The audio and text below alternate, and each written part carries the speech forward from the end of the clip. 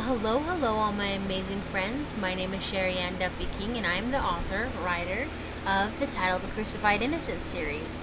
And I also wrote The Prince in the Mirror, which is book 2, to that series, and Wyler's Waterdweller Secrets, which is book 3 that we are on right now. And we are going to start from chapter 61 and finish this book, alright? There's only, 10 chapters left or so? Now, thank you so much for sticking with me through this whole thing. It's great. I love this adventure. I think I did a great job. And I'm so glad that you're joining us, right? Joining me. Because it's been quite lonely. So let's get going, shall we? Now, my beautiful friends, chapter 61, Riley's Red and Black. Up ahead, Riley stepped into the clearing near Archmeda. A cold shift in the winds revealed that there were soldiers on either side of the clearing. Burnt trees lined the outer layer of the clearing. Inside their trunks, black char oozed. Lichens were on all sides of her, around her. To the left stood soldiers in black balloon-shaped drawers, and to her right stood soldiers in red balloon-shaped drawers. Riley had a wry thought of MC Hammer, and in his music videos, the growling grew louder as they started to get closer to beginning travesty.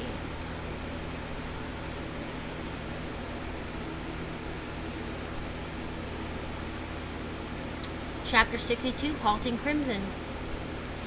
Riley rushed to the center of the chaos and stood stock still, not moving once. The soldiers, still riled up, stopped. Riley screamed. It felt good to let out all her anger and frustration. Her powers were restored. As soon as she tossed that damn bracelet back, everyone was held in place as she yelled at them. What the hell is wrong with you all? Why are you fighting? You are brother nations. You should be coming together and protecting together. A tall and broad-shouldered man stepped out from the tree line. He had missed the shock wave. He walked up to Riley, towering her by 2 feet. He had long auburn hair trailing down his spine. He smiled at her. It took Riley a minute to recollect herself. Then she turned back to all the soldiers. If you do not return home and leave this place, I will destroy you all with a flick of my fingers. Do not think I won't send you all home to grieving widows.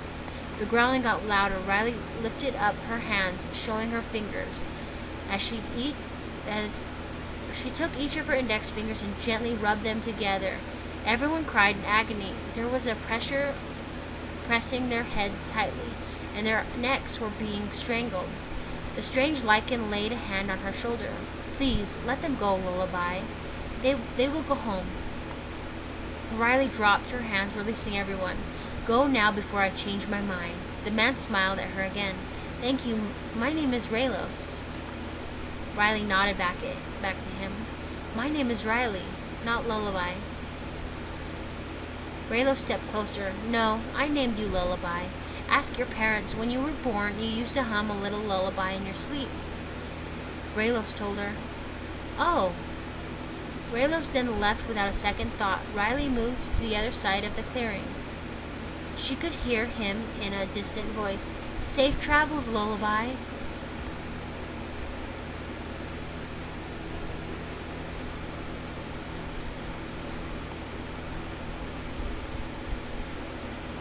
Chapter 63, Peddler's Pond. On the way out of the clearing, Riley spotted a sword on the ground. She picked it up. It was surprisingly light. She could hear a peddler being robbed. She snuck up to the edge of his carriage and peeked around the corner. An older man was being robbed at sword point. She took her fingers and rubbed them together. The bandits flew up and then dropped his sword. Riley walked over to him, brandishing hers. You leave and you leave now. If you ever rob someone again, I will find you. Terror flickered through the bandit's eyes. He got up and left. Riley turned to see the elderly man.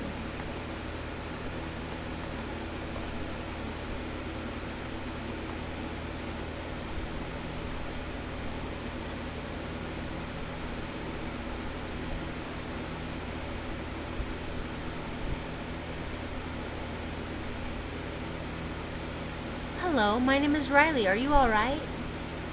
The peddler smiled a toothless grin. Oh yes, dearie. I'm swell, thank you. How can I ever repay you? Riley helped the peddler back into his carriage seat. No need, I just think our world needs a little bit more kindness in it. He took the reins. Hop on, I'll give you a lift and I have some extra food if you don't mind sharing your company with me. Riley climbed up into the seat next to him and they rode off.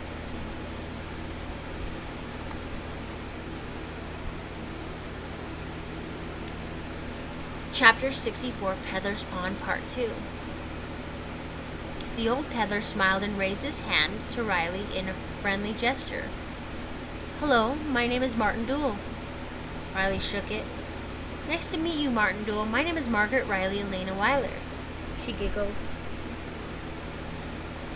Actually, my friends call me Riley. Martin looked at her. He could sense something was the matter.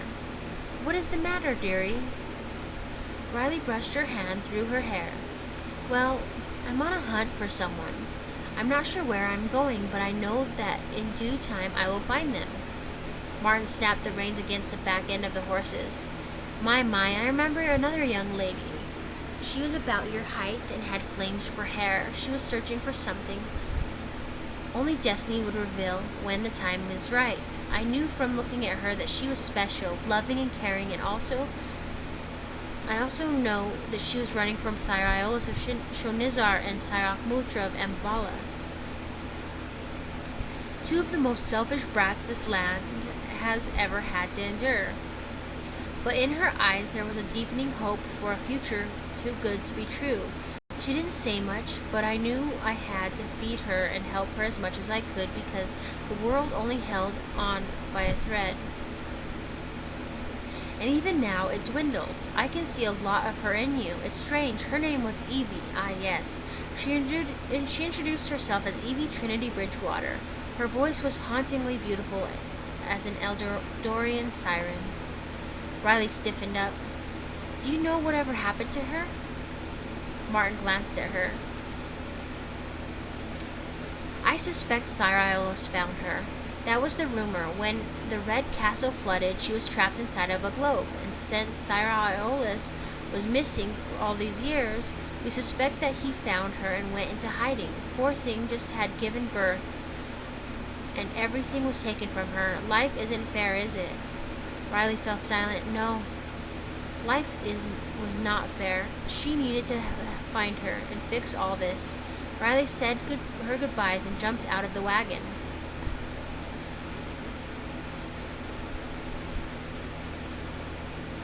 Chapter 65, High Tides. Riley stumbled upon a vine-covered cottage near a bubbling brook. She took her sword and used it to open up a path beyond the vines. Steep stairs led down into a dizzy frenzy of muskiness. She slipped and landed into open arms. Like mother, like daughter. Riley looked up to the bright big smile. She said nothing. The man sat her down on her feet. He was taller than her. I guess everyone in this world was taller than Riley, who stood 5 feet 2 inches tall. Well, hello, Riley. What can I do for you? Riley brushed the dirt from her clothes. I don't know. I have just been being led here. I'm just trying to let fate guide me. Ollivander led her to another room. My name is... Riley finished his sentence. Ollivander, and you and your twin sister, Lucinda. Ollivander's interest was piqued. How may I help the Eldorian princess of Cornople?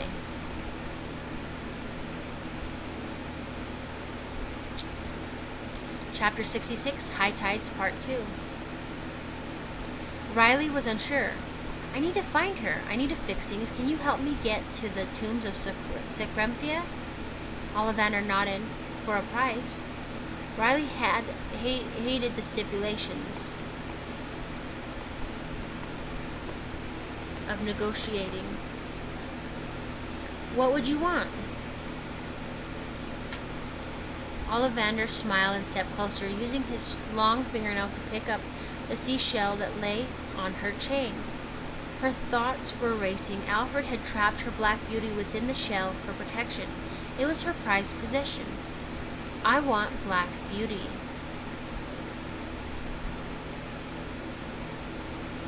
Riley averted her eyes. Maybe day she could get her car back.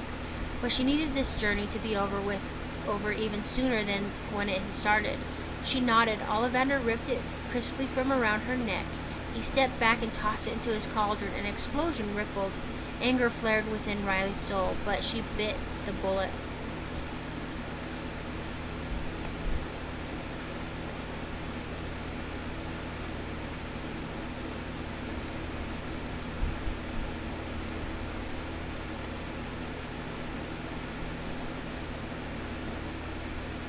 Chapter 67, Tombs of Secremthia.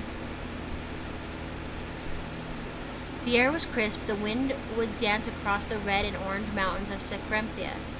They somehow reminded Riley of the mountains of southern Utah. Beautiful yet dangerous, the beautiful blue water caressed the base of the mountains as the black boat neared the shore. A huge crater door appeared out of nowhere. It reminded Riley of the Cyclops tomb home from the Odyssey. Everything was eerie, and she was going in alone. Because that was the only way she knew to keep everyone safe. She had to pull her big girl panties up and handle this misconstrued mess. She tied the black boat up to the dock near the entranceway. She noticed the strange gargoyle and his open jewel mouth. She had the urge to press it on his head. She pressed it. The stone changed colors and the boat disappeared. No matter, I will figure out a way home when the time comes. Riley entered the archway and followed the steep sandstone path below the surface, and what she saw below gave her chills. I need to take a drink of water, or my soda, whatever it is, so my throat's not dry.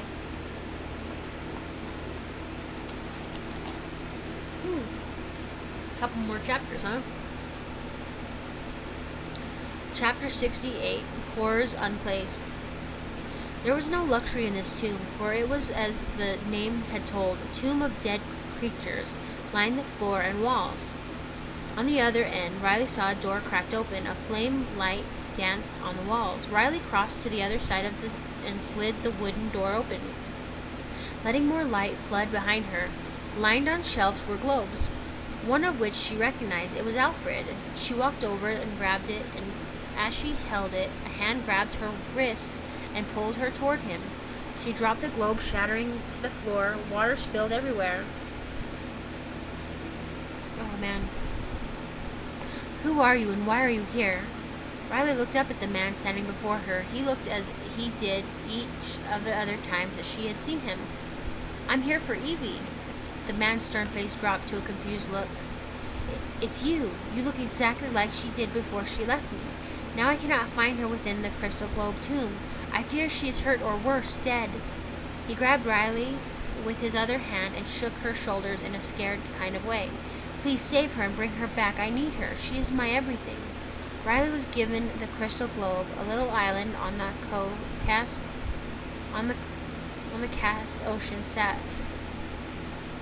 vast ocean sat beyond the glass. Riley looked back up at Iolaus from the globe.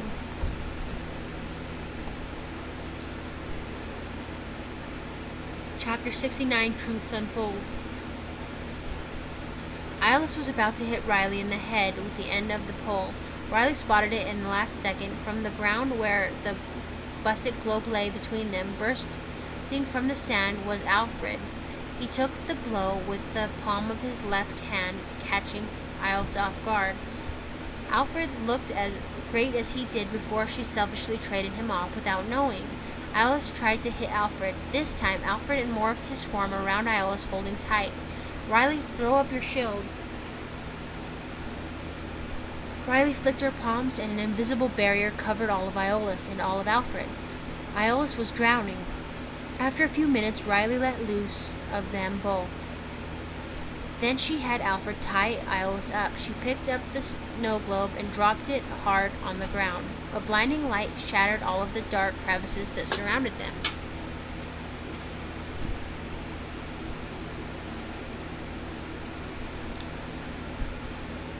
Chapter 70, Lily of Fate.